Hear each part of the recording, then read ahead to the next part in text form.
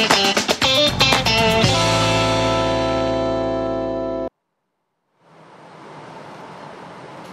kembali bersama kami pemirsa di Apa Kabar Indonesia Siang.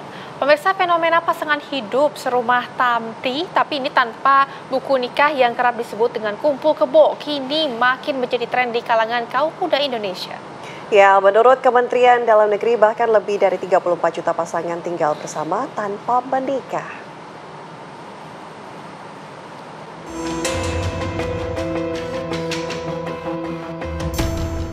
Sebanyak 34,6 juta pasangan di Indonesia ternyata belum memiliki buku nikah. Hal ini ditunjukkan oleh data Kependudukan dan Catatan Sipil Kementerian Dalam Negeri. Sejumlah faktor menjadi penyebab pasangan memutuskan tidak menikah resmi. Di antaranya, faktor sosial, ekonomi, maupun rendahnya literasi hukum masyarakat. Padahal, pernikahan tanpa pencatatan resmi menyimpan berbagai resiko serius, khususnya bagi perempuan dan anak-anak. Istri tidak akan memiliki kekuatan hukum jika terjadi perceraian, dan anak-anak kesulitan mendapatkan akte kelahiran lantaran tidak ada dasar buku nikah. Ada juga pasangan muda yang memang tidak ingin terikat pernikahan lantaran pengalaman kegagalan dalam rumah tangga orang tua mereka. Ada pula yang menganggap jika komitmen dan cinta tidak memerlukan kontrak hukum. Lantas bagaimana solusi yang baik di mata pemuka agama?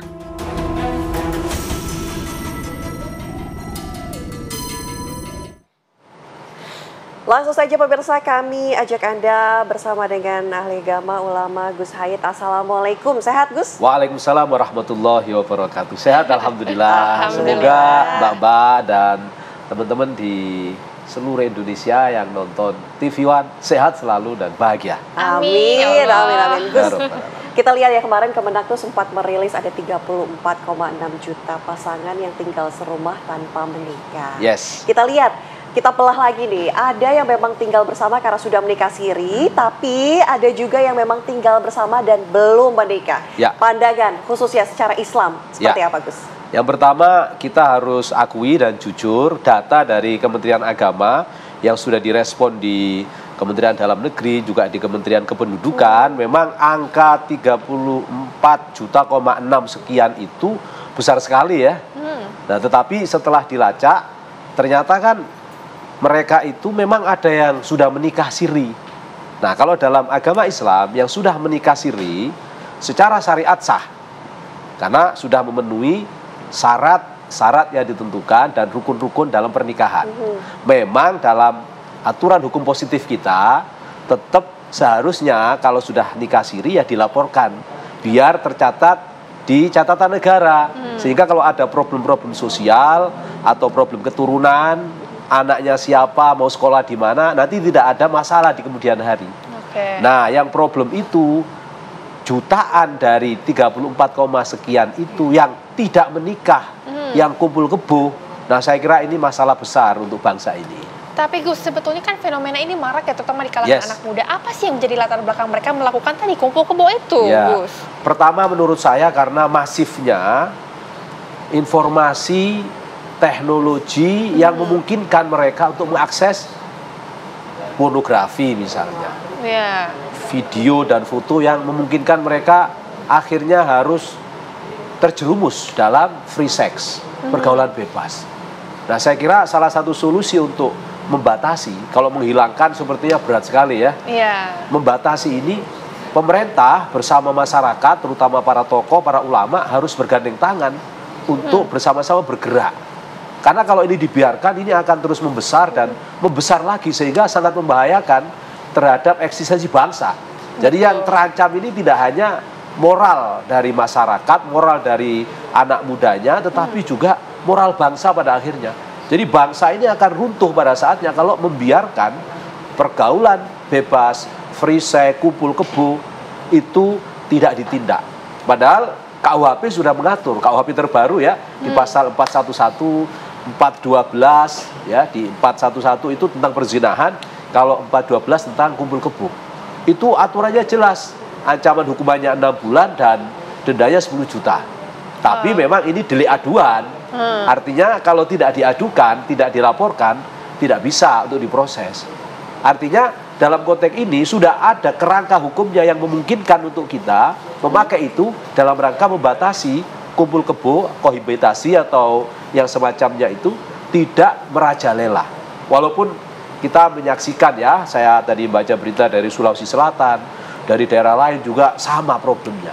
Jadi problem sosial media, aplikasi, akun-akun yang memungkinkan bisa diakses secara terbuka oleh anak-anak muda yang ingin hidupnya tidak terikat. Oke.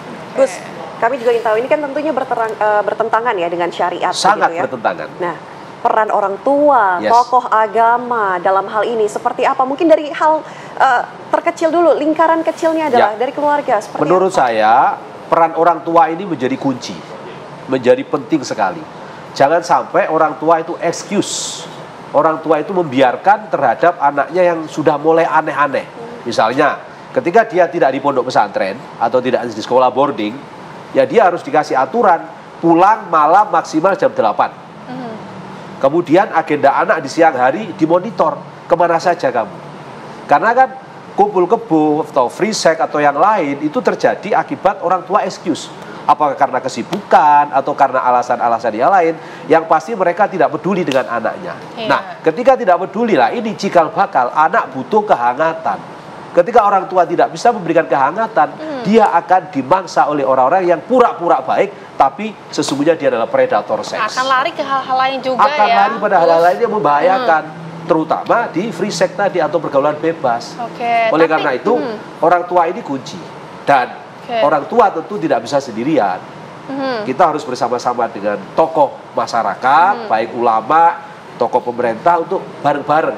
Kalau ada kos-kosan atau losmen atau semacamnya yang kita lihat kok ada rame-rame tetapi mereka tidak berasal dari keluarga yang sudah menikah, saya kira tidak ada salahnya kita bareng-bareng untuk pertanyakan, bukan untuk grebek ya, karena urusan gerbek itu urusan polisi, aparat ya. Tapi kita tidak excuse, kita bersama-sama proaktif. Harus aware lah ya, harus ya. Aware. Karena kalau ini kita biarin sangat berbahaya. Tapi gini loh Gus, kadang-kadang kan suka curhat juga ya sama teman-teman yang masih muda juga, sama-sama belum menikah. Kayaknya tuh cinta itu nggak butuh legalitas gitu. Kayak aduh udahlah pernikahan itu ribet, mahal. Ini melihatnya gimana nih Gus kalau dari pandangan Islam? Jadi Islam itu sangat murah dalam pernikahan.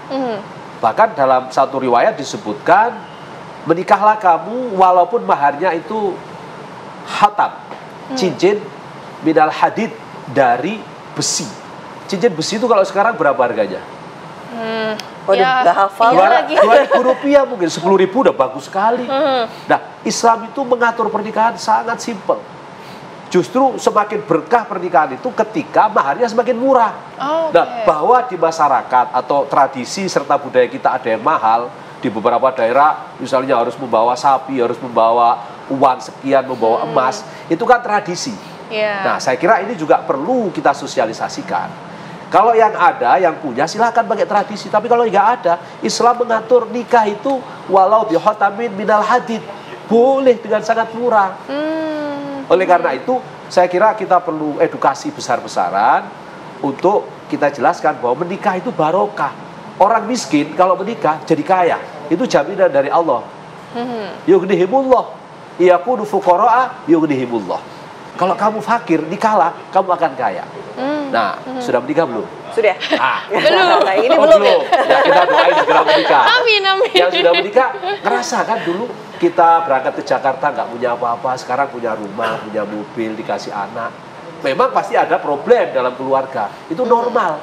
Kita nggak menikah aja juga ada problem. Betul. Tapi kalau menikah, status kita jelas, kita nggak akan digoda orang. Tapi kalau nggak menikah, semuanya akan serba terancam. Maka pernikahan itu dalam Islam menjadi syariat kunci. Karena apa? Karena satu, hifdzun nasl. Hifdzun nasl itu menjaga keturunan. Kalau kita menikah, jelas saya anaknya siapa, bapak saya anaknya siapa. Betul. Sehingga kalau ada warisan jelas.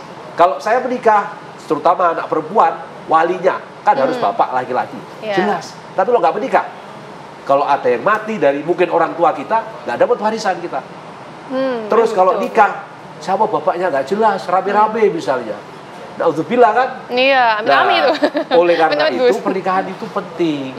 Makanya edukasi tentang pernikahan itu harus menjadi tanggung jawab tidak hanya orang tua, tetapi tokoh masyarakat, tokoh agama, serta pemerintah saya kira. Oke.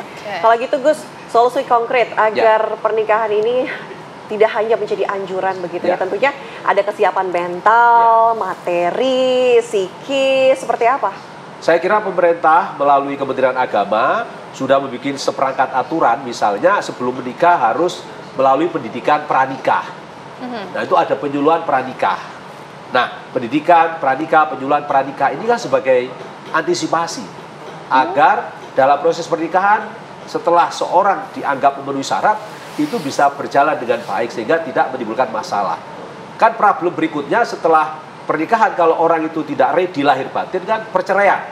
Nah dari perceraian inilah muncul lagi problem kumpul kebo nanti. Kan begitu. Nah oleh karena itu saya kira edukasi pranikah menjadi penting, tapi tidak cukup sampai di sana. Setelah edukasi pranikah itu kita juga harus melakukan pengawalan masyarakat bersama pemerintah, bersama aparat tentu karena aparat sudah punya KUHP, ya, tokoh agama sudah punya dalil karena hukum berzina kalau sudah menikah namanya zina muhson itu harus dirajam itu dilemparin batu sampai mati. Itu Islam. Kalau nggak dihukum sekarang nanti di akhirat pasti itu hukumnya. Nah kalau yang belum menikah, ghairu muhson namanya, kalau dia berzina maka dia akan dihukum jilid. Jilid itu dicambuk sampai 100 kali. Astagfirullah. Lalu ditaghrib. Taghrib itu diasingkan. Sebagai apa? Sebagai bentuk hukuman biar dia nggak macam-macam. Makanya Al-Quran mengatakan jauhilah zina. Karena zina itu perkara yang paling buruk. Biasanya orang yang zina ketemunya orang yang zina. Sebagaimana kalau kita sering ke masjid ya ketemu orang ke masjid. Tapi kalau kelab malam ketemunya orang kelab malam. Makanya ayo bareng-bareng melalui TV One terus kita sadarkan teman-teman masyarakat yang selama ini mungkin belum dapat hidayah, masih kumpul kebo, segera. Kalau kumpul kebonya atau tinggal bersama itu sudah nikah siri, segera laporkan biar dicatat. Sekarang pemerintah sudah sangat terbuka di beberapa Pemda misalnya sudah membuat program nikah massal.